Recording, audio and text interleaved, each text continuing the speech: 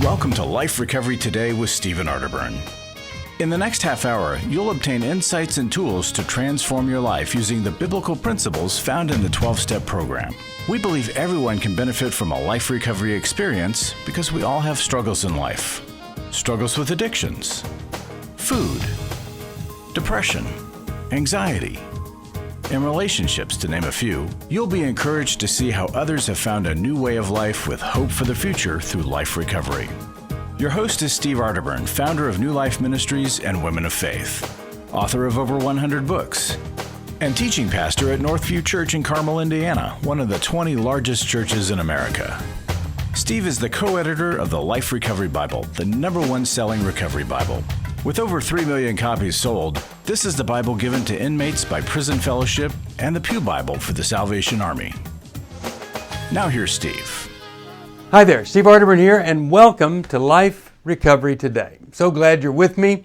You know, back in 1989, Kevin Costner starred in the movie Field of Dreams, and he's up against needing to sell the farm, but he also has a dream to build a baseball field. Well, James Earl Jones, this wonderful actor, is talking to him and he says, Kevin, don't sell the farm.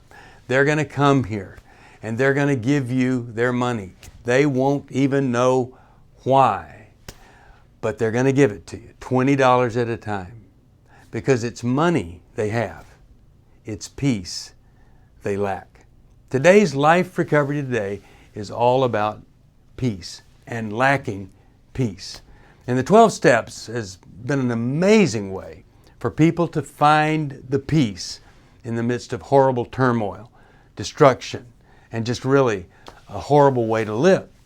But, you know, much of the power of the 12 Steps, as we've talked about many, many times here, is its truth right out of the Bible. You know, step 1 says we admitted that we were powerless over our problems and that our lives had become unmanageable. Well, Romans 7:18 says, I know that nothing good lives in me. I want to do what's right, but I can't. Well, you know, that's a pretty good description of being powerless. And then you've got John 8:31-32 saying, you're truly my disciples if you remain faithful to my teaching, and you will know the truth, and the truth will set you free. Well, people misunderstand that, and they think that the truth's just going to set you free, like you could memorize a scripture and then you've got freedom and peace. But no, it says that you need to follow my teachings and become a disciple. Well, I'll tell you, when you're lacking serenity and lacking peace, recovery is a great way to find it. And I don't know of anybody that knows more about recovery and finding peace in the midst of some pretty severe addictions than Chris Williams. He is a therapist that works with us, a Christian therapist that works with us at New Life, does some of our conferences, and then of course he's a host on New Life Live. And today he's going to talk to you about the wisdom of peace. You know, living in that peace-filled life. A lot of people say, well, I don't want that, that's just boring. But as he explains, it's actually quite the opposite. And, you know, I remember a time of tremendous turmoil in my life, and I tried everything to find peace. I went to 2 different therapists and doctors and all this, but you know what it did? It finally came down to this place of acceptance. Bill W., you know, one of the most famous quotes there, acceptance is the answer to all my problems today. Now I can tell you that acceptance leads to peace, but here's the problem. We can know that, but we don't have it because we don't know how to get to acceptance. And Chris is going to help us with that. I'm so glad that you've tuned in on this day, because is there any downside to peace? I mean, you can have peace in the midst of betrayal. You can have peace in the midst of any kind of recovery. And you know, sometimes when I'm a little bit anxious, I've learned to say this to myself: it's going to be okay. Everybody needs something like that. In fact, research shows the more of those little things you can give to your kids, the greater their ability to move forward even when they're scared to death. Well, with all of that, here's Chris Williams. I think you're going to like this. The wisdom of peace. In other words, maybe it's not too smart to live without it. Here, Chris Williams. Hi, New Life family and friends. Chris Williams here, co-host of New Life Live. And I don't know if you're like me, but these last few years, it seems as if the information that we are gathering or that's coming at us gets more and more and more confusing and more divisive. And it doesn't seem to be making us healthier. It actually seems to be making us sicker. But there's this huge question, whether it be this issue or that issue, this big news piece or that big news piece, what to do, what not to do. The amount of volume of information, both in intensity and in volume, it just seems to be getting stronger and stronger. And what this does is it creates a sense of confusion. I kind of, in assessing our new age of information, this age of technology, this age of access to all of this stuff, I can't help but keep going back to the Tower of Babel. It was there that people were trying to get godlike status, to get to God in a way that doesn't allow God to get to them. And as a result of this incident in the Old Testament, you see this widespread confusion and division. And what it really, I think, speaks to is that this desire to have godlike wisdom without the vulnerability or reception of what it means for God to give us that wisdom. So in today's atmosphere of the bombardment of conflicting and differing information, we're left with this really tough question. Who do we trust? Who and what do we give authority to? And I believe that those lines and those things become more and more confusing all the time, especially as it's become more divided. And that division, I do not believe, is leading us to more wisdom. I know it's not leading to more health and more godliness in our lives, especially in our relationship to others and ourselves. So I want to start here. In the book of James, it says, "But wisdom that comes from heaven is first of all pure." Meaning that it's true. It doesn't have a bias to it. It doesn't have a slant. It's just pure. Then peace-loving, considerate, submissive. It's full of mercy and good fruit, impartial and sincere. And I just want us to really have these things in our mind as we're going forward and we're trying to discern what is wise in our life. What is the information that we're going to give authority to or permission to it? Is it pure? What are the motives behind it? Is it peace-loving? Is it considerate? Is it considerate of others, considerate of different information, considerate of different camps or viewpoints? Is it submissive, meaning is it vulnerable to feedback? Is it submissive to truth? And then is it full of mercy, or is it angry and edgy? Is it attacking, again, and divisive? And is it of good fruit? And we see in Galatians, that gives us a good idea of what it means to have good fruit. Stuff that leads to self-control, peace, patience, kindness, goodness, gentleness. And then is it impartial? Is it not polluted by maybe ideologies? And ultimately, is it sincere? Is it something that comes from a deep heart place? I believe it is really in our own best interest and the best interest of God's movement in our lives to take a moment, especially coming up at a year end or wherever you are, wherever you see this, and step back from all the information that's coming to us. Step back from our own Tower of Babel and all of the babbling that's going on out there.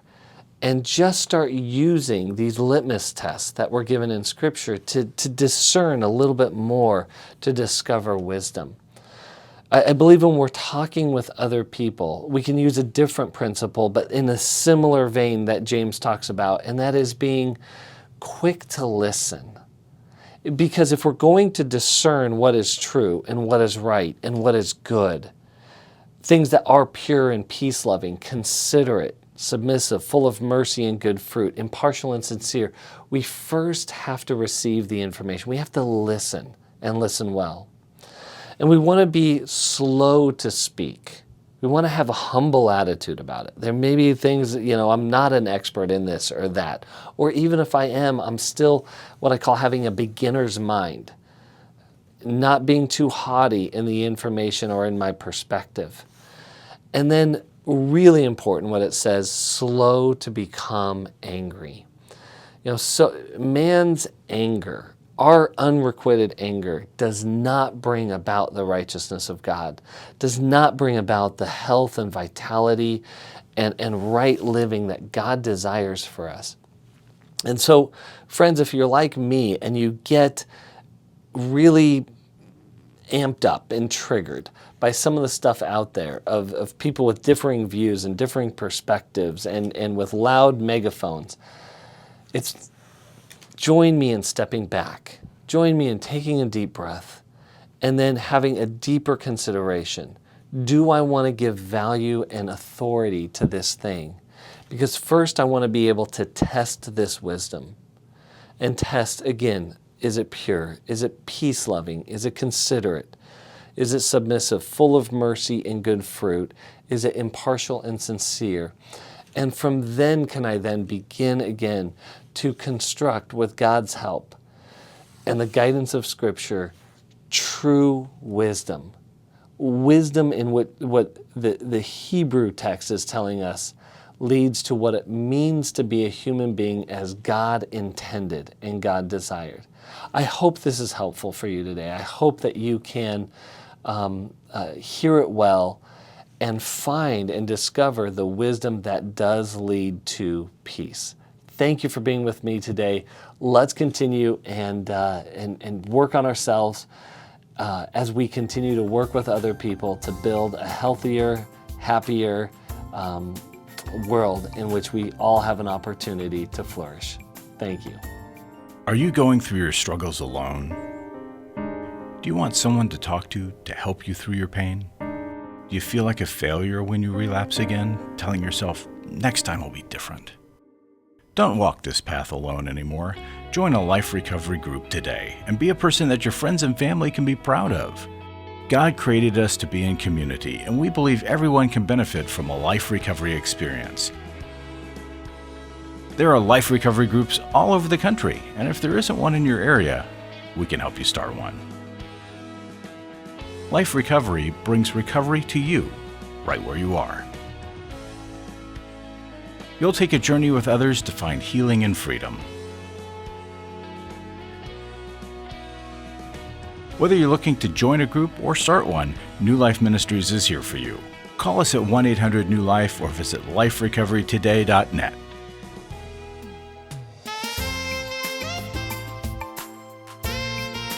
Welcome back. Well, I told you that Chris is a great communicator and really has the depth on the subject of peace that we all need. So I'll ask you this question. What has disrupted your peace, or what is disrupting your peace? Some people, of course, have experienced a horrific childhood trauma, and it continues to impact them into their adult life. Fortunately, there's great help for that. There are trauma specialists who know how to deal with that. But I was just talking to a lady the other day. She was, if you can imagine this, molested at age 3. At 43, she was still dealing with that trauma. And I just felt so bad for her, because here this person hurt her at 3, and the damage was continuing to be done. So maybe it's something severe like that. Maybe it's a grudge against another person. And maybe there's some expectation that wasn't fulfilled, and it just disrupts your peace every day.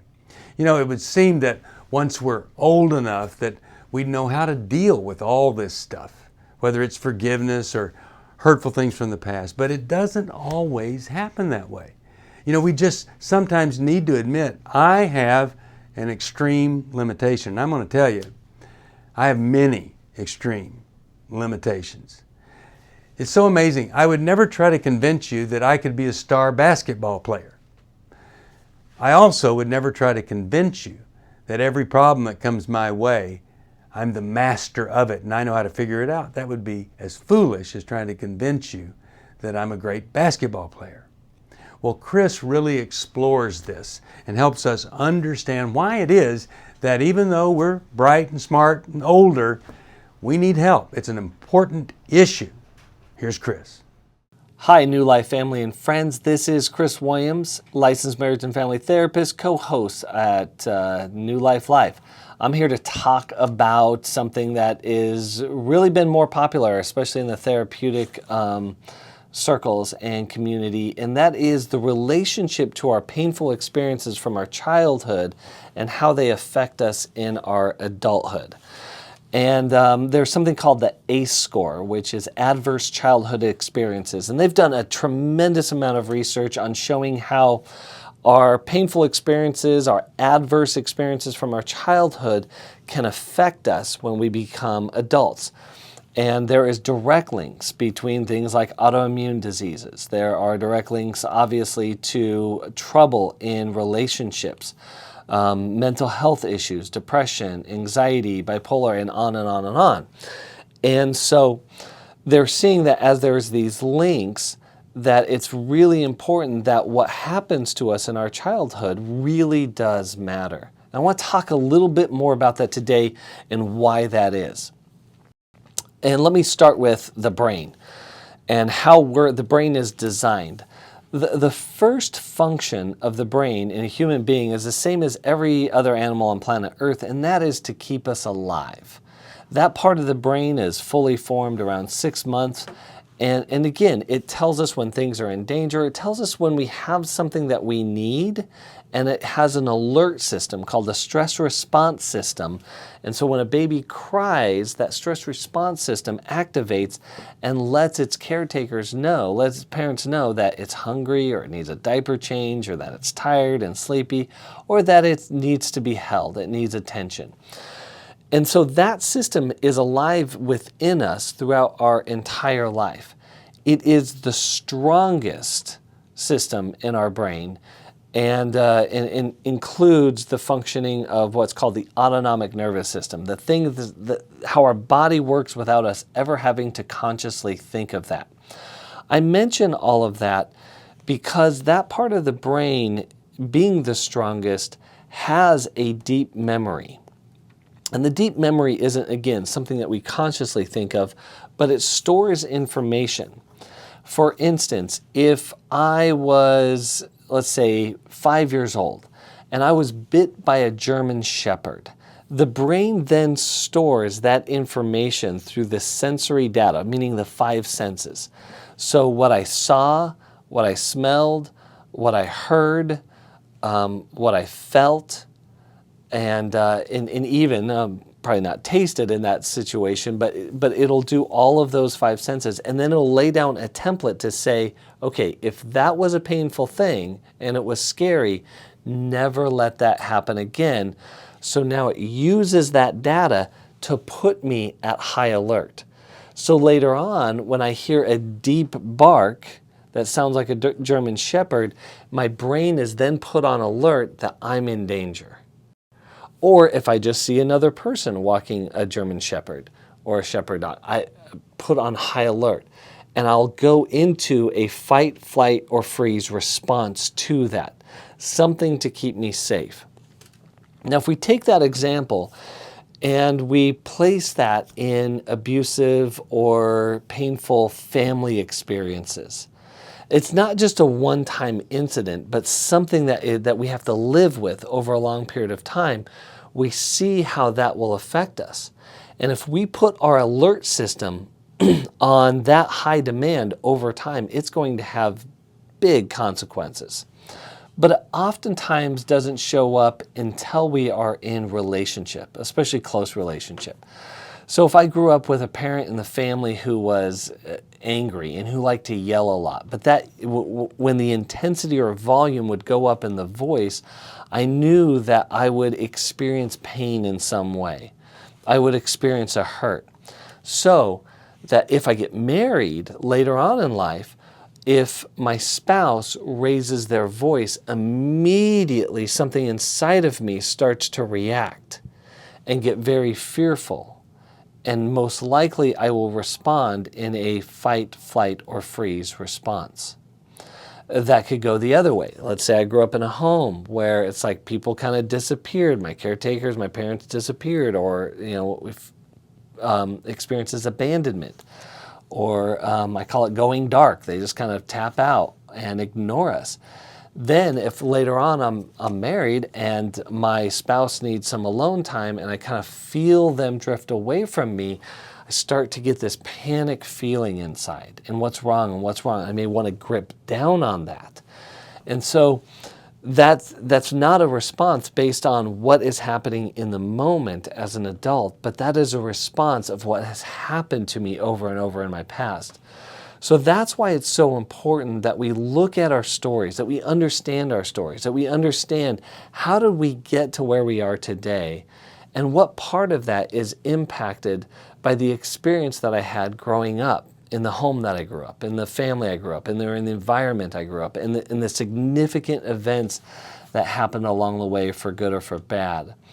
Because once the painful experiences do not get connected to a healing experience, they stay stuck and they act themselves out over time, which includes our great draw to medicators or things that can become addictive. And so that is why when we're looking at addiction issues, we're looking at relational issues, we're oftentimes going back to early childhood trauma or just childhood trauma or trauma throughout a person's life. And what parts are those that remain unhealed and unsafe? And how do we help those parts of our experiences get to a safer, more secure place so that we can show up more fully to the moment? This is really at the heart of what it means to go through a trauma recovery experience and see a trauma-informed therapist. God really does desire our healing. Jesus' ministry shows that over and over and over again. And so it's really important for us to engage in that healing process as well, because that healing leads to health, and that health leads to our accessibility of God's will a little bit or a lot more easily in our lives. Thanks for being with me today. Get into the healing process. If you're like me, you'll be in it for the rest of your life. That can sound overbearing or daunting, but man, it is an amazing journey along the way. And most importantly, we get to show up more readily to how God designed us and what He desires for us. Thank you for being with me today, and I wish you very well. Life recovery isn't just about making the courageous choice to give up an addiction or dependency. It's a journey towards health, wholeness, and becoming your very best you. If you need resources to help you in your journey, we can help. There are many life recovery resources that you can do on your own, with a group, or with your church.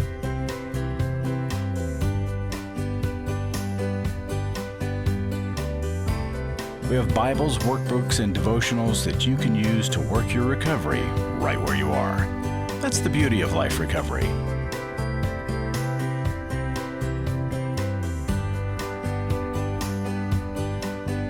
To learn more or to get the Life Recovery Bible or any other life recovery resource, visit liferecoverytoday.net or call us at 1-800-NEW-LIFE.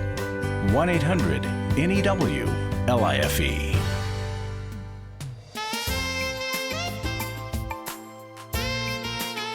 Hey, I'm so glad you joined me today and heard what Chris had to say. It's so obvious that our past can disrupt our present peace. Happens all the time. But recovery is that process that will help us get free from those struggles that we experience in life so that we then can have serenity and purpose. Maybe your childhood was painful and you've been unable to heal. Well, this could be the very reason that maybe you watched this and you've found some new insight that will pull you out of that and move you forward. The good news is that I think there's always hope for a better future, no matter what. So working through those steps of life recovery, connecting with people who are supportive, developing a mission for your life, they're all part of that better future that recovery needs to be leading you toward. There's hope. Now I hope that if you'll call us and get some help, that you're going to find whatever it is that you needed and that you're looking for. And of course that number's 1-800-NEW-LIFE. The other day I was listening to John Voight talk. The person that interviewed him said he's just an amazing person. But he said that John said this. He said at a horrible moment of his life, he was on the floor, he had lost his kids, lost his marriage, everything was horrible. And he just said this to himself. He said, "Oh, it is so difficult." So John, after he says this, he says he heard a voice as clear as he's heard any voice ever. And here's what the voice said. "John, it's meant to be difficult." He said two things happened. When I heard that, I knew I wasn't alone. There really was a God that was watching me, looking after me. And secondly, life made sense now. It's meant to be difficult, and I shouldn't be shocked that it's been so hard, so now let's do whatever I can do to make it better. And that was a total, complete turnaround for him in the midst of hardship. Well, if you look at the long version of the Serenity Prayer, it asks us to accept hardship as the pathway to peace. Now, isn't that interesting? Hardship becoming a pathway to peace, so that I might be reasonably happy in this life and supremely happy with Him forever in the next life. Well, if you're fighting against all the hardship, if you're thinking you can't survive, well, maybe you can't alone, but you sure could if you had a group, if you had a sponsor, if you had somebody to walk this path with you. Maybe that's the way we get through the difficulty and move toward that peace that literally passes all understanding. And it's a peace that a lot of people think is never, ever going to be possible for them. And there are millions of people walking around who've worked these steps, and they know that peace. I've found that peace, and it is fantastic. And I experience it at least 25% of the time in my life. I want that for you. So thanks for watching. Hope you'll call us if you need help at 1-800-NEW-LIFE. And I also hope that I'll see you next week, and maybe tell a friend to tune in here to Life Recovery Today. Steve Arterburn here saying thank you, God bless you, and recovery is up to you. Thanks for joining us for Life Recovery Today with Stephen Arterburn. We hope this program has helped you integrate God's truth and wisdom into your recovery journey. This program is brought to you by New Life Ministries, and it's your support that keeps this program on the air. When you contact us for any reason, be sure to let us know that you watch on NRB. Call us at 1-800-NEW-LIFE or go to liferecoverytoday.net. Please join us again next week for more Life Recovery Today.